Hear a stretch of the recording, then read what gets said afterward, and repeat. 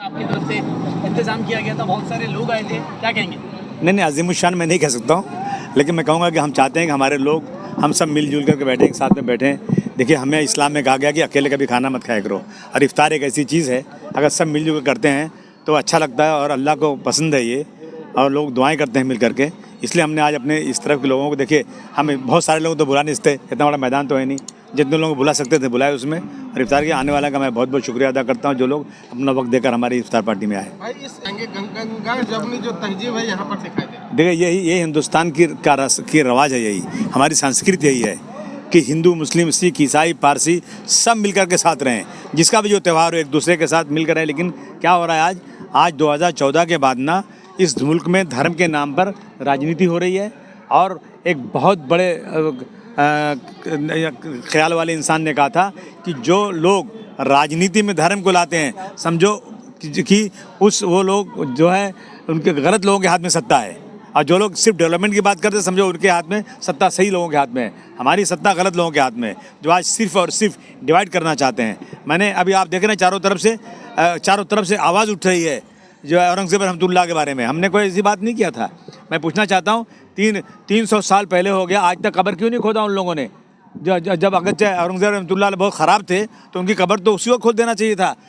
300 साल से आज तक नहीं खोदा। अब इंतज़ार था, इस बात का इंतज़ार था कि फडणवीस साहब की सरकार आएगी और एकनाथ शिंदे साहब की सरकार आएगी तो फिर ये कब्र खोदी जाएगी। इसका पहले क्या लोग वो नहीं थे जो लोग सम्मान करते थे शिवाजी महाराज का, जो लोग संभाजी महाराज का सम्मान करते थे, क्या इसके पहले लोग नहीं थे? लेकिन इस तरह की चीज़ें ला करके ना सिर्फ और सिर्फ डिवीज़न, मुसलमान अगर बोल देगा तो उसकी खैर नहीं, लेकिन अगर आज हज़ारों लोग टीवी पे बोल रहे हैं, मैंने भी टीवी पे बोला था, मैंने कोई ज़मीन पे नहीं बोला था, हज़ारों, मगर मेरे खिलाफ इतना बड़ा वावेला, और आज हज़ारों लोग बोल रहे हैं, पूरी दुनिया में रिसर्च हो रही है। आप देखो जो है आज जो है इसमें सोशल मीडिया पे रिसर्च किया जा रहा है कि कौन थे औरंगज़ेब रहमतुल्लाह अलैह, कौन थे शिवाजी महाराज, कौन थे संभाजी महाराज, क्या ताल्लुकात इनके थे, ये सब रिसर्च किया जा रहा है। हमने आज तक कभी शिवाजी महाराज के खिलाफ या संभाजी महाराज के खिलाफ बोलने की बात तो नहीं सोचा भी नहीं कुछ है, लेकिन लोग बोल रहे हैं, लगातार बोल रहे हैं।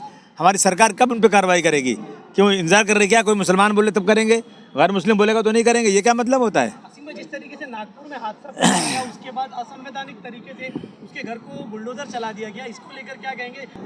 कोई मुस्लिम अपराधी निकलता है, उसका घर डेमोलिश कर दिया जाता है, उसको लेकर क्या कहेंगे? नहीं, मुसलमानों के साथ एक आफत आई हुई है, एक क़यामत आई हुई है। ये सरकारें जो हैं बगैर किसी मतलब के किसी चीज़ के इस तरह से मुसलमानों के साथ ज़्यादती कर रहे हैं। पहले इंक्वायरी कर लीजिए आप, क्या वजह है, क्या हुआ था, क्यों ऐसा हुआ था। ये सब करने के बाद जो कसूरवार हैं, कसूरवार के साथ धर्म देखकर नहीं बल्कि इंसाफ के साथ डॉक्टर भीमराव अंबेडकर के संविधान को देखते हुए लोगों के साथ कार्रवाई होना चाहिए।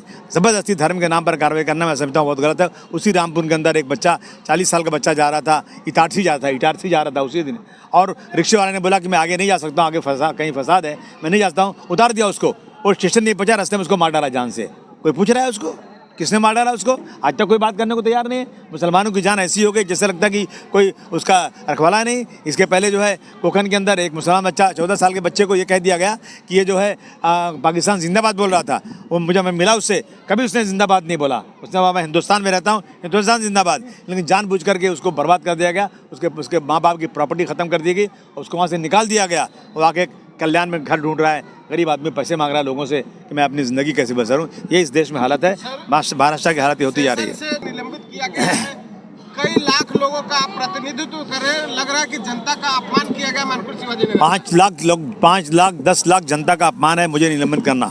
मेरा निलंबन करने का कोई सवाल ही पैदा नहीं होता था। अगर देश में कानून नाम की कोई चीज़ है तो मेरा निलंबन कभी नहीं हो सकता था। मैंने कोई ऐसी बात नहीं बोली। अब कई लाख लोग बात बोल रहे हैं, उनका निलंबन कब करेंगे? उन्हें जेल कब भेजेंगे? मैं कहना चाहता हूँ। आपकी निलंबित को लेकर गैर संवैधानिक फैसला लिया गया है। जैसी मूवी जो इतिहास अलग दिखा रहा है, कहीं ना कहीं लोगों में इसका नहीं, मैं कहना चाहता हूँ कि ऐसी मूवी को बिल्कुल बैन कर देना चाहिए, थिएटर में चलने नहीं देना चाहिए जो सच्चाई पर ना हो। जो मूवी सिर्फ और नफरत के लिए बनाई जाती हो, सोया हुआ है सेंसर बोर्ड वो जो चाहे पास कर दें। इसके पहले कश्मीर के पंडितों के बारे में हुआ, बिल्कुल सच्चाई नहीं, और हिंदू भाइयों को मुसलमानों के खिलाफ एक जो है नफरत पैदा कर दी गई। ये फिल्म छावा जो आई है ये भी वही कर रही है, सच्चाई नहीं दिखा रहे हैं। सच्चाई देखना है तो जितने हिस्टोरियन उनकी किताबें पढ़ो, उनको देखो, जो आज बोल रहे हैं गूगल में सर्च करो कि सच्चाई क्या है। सच्चाई ना करके ये सिर्फ और सिर्फ उनको वो अच्छा लगता है कि मुसलमानों को जितना भी परेशान करेंगे उतना मेरा वोट बढ़ेगा। तो ये रोज़ाना यही हो रहा है और कुछ नहीं। जो बातों को हिस्टोरियन ने हाँ, यही हुआ। क्या लगता है क्या चल रहा है? सिर्फ मैं मुसलमान हूँ इसलिए ऐसा हो रहा है और कोई वजह नहीं। असीम भाई, जिस तरीके से टीवी डिबेट के दौरान असीम मंत्री बना दिया जाना चाहिए, इस बात को आप कैसे देखते हैं? नहीं, मैं क्या कह सकता हूँ, कोई मोहब्बत नहीं है, ये सिर्फ बेवकूफ़ बनाने की बात है। सिर्फ और सिर्फ ये लोग अपना वोट बैंक बनाने के लिए भारतवर्ष की हिस्ट्री को झुठला करके हमारे अच्छे हिंदू भाइयों के अंदर मुसलमानों के खिलाफ ऐसा वावेला खड़ा करके नफरत पैदा करके एक माहौल तक करें और इससे बहुत बड़ा भारतवर्ष का नुकसान होने वाला है। देश की गंगा जमुनी में मैं ये कहता हूँ, ना तेरा है ना मेरा है, ये हिंदुस्तान सबका है, नहीं समझी गई बात तो नुकसान सबका है। सही बात है भाई, सही बात है। सागर से जो नदियाँ मिल गईं दिखलाई नहीं देती, महासागर बनाने में मगर एहसान सबका है। रमज़ान की बहुत बहुत मुबारकबाद। और आज हमारे एमएलए जनाब अबू आसिम आज़मी की तरफ से ये एक बड़ी अफ्तार पार्टी रखी गई थी और माशाल्लाह से आपने देखा कि सारे जाति धर्म के लोग यहाँ पर आज आए थे और उन्होंने इफ्तार किया और अल्लाह पाक से दुआ की कि ये जो फ़िरका परस्ती की राजनीति चल रही है किसी तरह से यहाँ से ख़त्म हो जाए और भाईचारा कायम रहे। कहना चाहेंगे कि शिवाजी नगर में एक बार आओ और यहाँ पर लोग कैसे किस तरह से रह रहे हैं आके देखो। नहीं, शिवाजी नगर ही नहीं और भी बहुत सारी जगह मैं समझती हूँ जो ज़मीनी लोग हैं वो कहीं भी ये जात पात भेदभाव में नहीं जाते, वो सारे मिलजुल के एक साथ रहते हैं। क्योंकि आप कहीं भी किसी भी एरिया में चले जाइए, हर हिंदू हर मुस्लिम आपको हर जाति का इंसान उस एरिया में मिलेगा। तो कहीं भी जात पात की लड़ाई लोगों में नहीं है, ये सिर्फ राजनीतिक लड़ाई है। और राजनेताओं से कहना चाहती हूँ कि अपने स्वार्थ के लिए आम जनता को लड़ाना छोड़ दीजिए, क्योंकि हर किसी को मरना है और ये बरहक है मौत, तो इसलिए मौत के खौफ से डरिए और राजनीति और कुर्सी के लिए गंदा खेल मत खेलिए, क्योंकि मर के अल्लाह पाक को मुँह दिखाना है। फिर से एक बार आप सभी को रमज़ान के साथ 8 दिन में ईद भी है, ईद मुबारक सबको, पूरे आलम इस्लाम को। उम्मीद करती हूँ कि सबकी ईद अच्छी गई, रमज़ान अच्छा गया होगा और आने वाली ईद भी और बेहतर जाए। बिल्कुल, सबसे पहले तो हम हमारे एमएलए अबू आसिम आज़मी से आपके बहुत शुक्रगुजार हैं। उन्होंने एक अफ्तारी की यहाँ प्रोग्राम रखा और खुशी की बात है कि सारे समाज के लोग एक साथ मिलकर हिंदू मुस्लिम की एकता भी यहाँ पर देखने को मिली और सबने भाईचारगी के साथ में अफ्तार की दावत की। और हमारा उद्देश्य यही कि हमारे गोंडी शिवाजी नगर में हमेशा अमन व अमान कायम रहे, भाईचारगी रहे, सब एक दूसरे के साथ मिलजुल के रहे। दिवाली का वक्त है तो हम इनके घर पर जाएँ, जब ईद का वक्त है तो ये हमारे घर पर आए और जो गंगी जमनी जो तहजीब है वो कायम रहे। और हम दुआ करते हैं कि जो भी इसमें इस ईद के मौके पे परेशान हाल भाई रहेंगे, तो सारे लोगों से गुजारिश करूंगा कि सब एक दूसरे के अड़ोस पड़ोस के लोगों देखें, ताकि ईद हर एक आदमी के घर पे खुशी से मनाई जाए, कोई भी इसमें महरूम ना रह पाए। सेशन सत्र में जिस तरह से अबू आज़मी जी को निलंबित किया गया है, ऐसा लग रहा है कि ये 5 लाख 6 लाख जनता का अपमान हुआ है, क्या क्या? बिल्कुल, ये तानाशाह सरकार है। इस सरकार में तो लोग अपनी बात नहीं रख सकते, मगर इनके करने से कुछ भी नहीं होगा। अबू आसिम आज़मी साहब एक शेर है और वो अपनी जो दहाड़ है वो हमेशा दहाड़ते रहेंगे, अपनी जो बात है वो लोगों तक रखते रहेंगे। और ऐसी कितनी सरकारें आती है जाती है, उससे कोई लेना देना नहीं है, मगर जो अपनी बात है, जो लोगों ने विश्वास करके चुन के दिया है, उनकी बात सदन में ज़रूर रखेंगे। देखो, कुछ सांप्रदायिक ताकतें हैं जो इस देश के माहौल को ख़राब करना चाहती है, मगर हमारे साथ बहुत सारे हमारे हिंदू भाई, सिख भाई हमारे साथ है, जो हमारे कंधे से कंधा मिला कर है, जो कहते हैं कि कुछ लोग हैं जो ख़राब कर रही है। सारे लोग नहीं है, बस तकलीफ़ ये है कि जो अच्छे लोग हैं चुप क्यों हैं, उनको भी अब बढ़ चढ़ के इसमें हिस्सा लेना चाहिए। और मैं खास करके अपने हिंदू भाइयों से गुजारिश करूंगा, हम आपके भाई, हम इस देश के रहवासी हैं, हम सबको मिलकर जो गलत लोग हैं इनको खदेड़ भगाना और देश में सिर्फ अमन व अमान रहेगा, शांति रहेगी। देखिए, पहले तो मैं सभी को रमज़ान की मुबारकबाद पेश करूंगा और ख़ास करके अफ्तार पार्टी का प्रोग्राम इसलिए रखा जाता है, गेट टुगेदर लोगों का मिलना हो जाता है और एक एकता का पैगाम देना रहता है। देखिए, अभी आपने देखे होंगे हमारे यहाँ के सभी पंडित लोग आए थे और जो देश के माहौल चल रहे हैं, अफ्तारी पार्टी या कहीं जागरण होता है, कहीं नवरात्रि का प्रोग्राम होता है, कहीं गणपति का प्रोग्राम होता है, हिंदू मुस्लिम हर कोई मिलके जाता है। तो ऐसे आज अफ्तारी प्रोग्राम अबू आसिम आज़मी साहब ने रखा था, बहुत अच्छी अफ्तारी पार्टी, सभी जिम्मेदार आए थे गोंडी के। माशाल्लाह, देखिए, यही एकता का पैगाम हमेशा गोंडी से अबू आसिम आज़मी साहब की तरफ से जाता रहता है। यही पैगाम देने के लिए हमने अफ्तारी पार्टी रखा था। कि गोंडी में आके देखो, गंगा जमुनी तहजीब अभी जिंदा है, क्या क्या?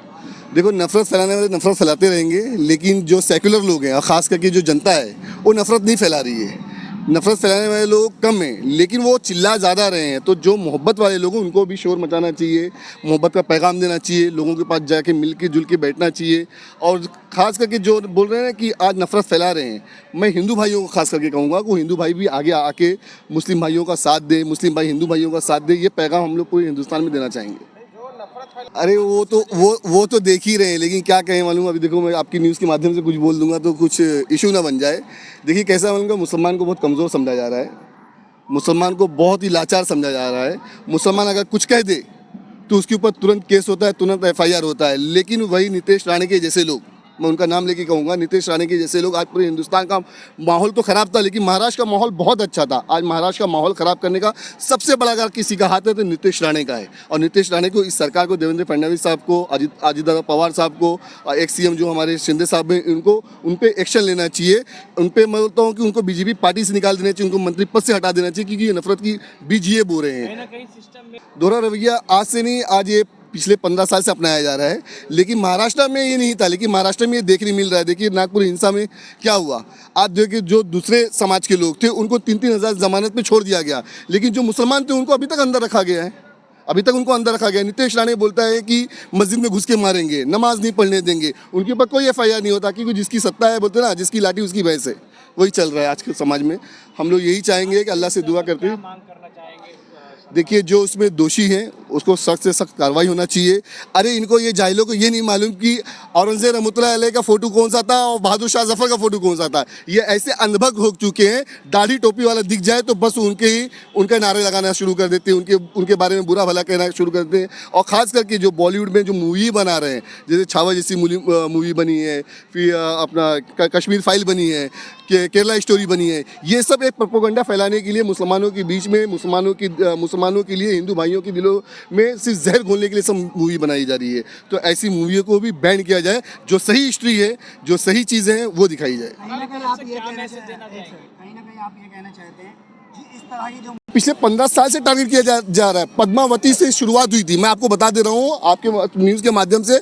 पद्मावती मूवी से स्टार्ट हुई थी और ये छावा मूवी भी देखो ख़त्म हुई। और भी कुछ मूवी निकालेंगे ये लोग, और भी कुछ बातें लेके आएंगे। हिंदू मुसलमान, एक्चुअली देखो, एक हरी टोपी लगा देंगे किसी मुसलमान दाढ़ी वाले लोग को, और किसी को भगवा कलर पहना देंगे, और ये दिखाएंगे ये क्रूर शासक था, ये क्रूर लोग हैं, ये मुसलमान ऐसे होते हैं। ये एक दिलों में जहर बोया जा रहा है, दिलों में जहर बोया जा रहा है।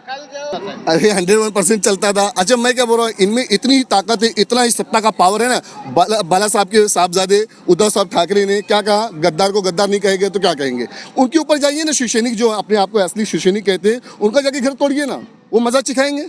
लेकिन किसी कमज़ोर तबके को जाके टारगेट करना, अरे मुसलमान तो ऐसी बेसहारा लाचार हो चुका है।